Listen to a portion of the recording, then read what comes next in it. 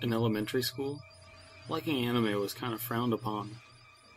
I never hid the fact that I did, but I did hide the fact that, as a boy, I loved Sailor Moon.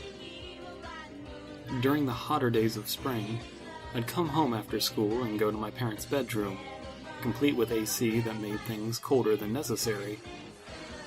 Sailor Moon villains, as best as I can remember, came from the Negaverse dimension, and the Sailor Scouts would put said villains in their place each and every episode. Knowing a bunch of closeted male fans were their target demographic, the producers, DiC, played up the violence and sex appeal in the later localizations. Anyway, one day I came home to find my parents in their bedroom, and without regard for privacy, I swung open the door and barged in like I owned the place to watch cartoons. That meant leave. I want to watch this girly show and lip-sync the theme song.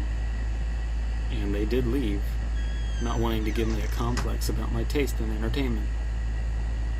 However, they seemed guilty that the room smelled bad. When the bad guys showed up in the show, the room went from cold to freezing.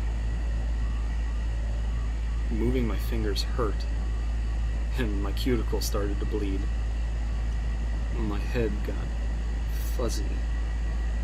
The little bit of warm color that seeped in from the blinds faded into the cool blue tint of the room, a color which intensified as the bad guys got sent back to the Negaverse, as though I went to the Negaverse with them. I passed out. As much as I enjoyed the show, I stopped this habit of afternoon Sailor Moon. It was only years later that I learned that my parents smoked weed, and that they hotboxed their bedroom. Weed was quite literally a gateway drug for me. Now I'm secure about my taste.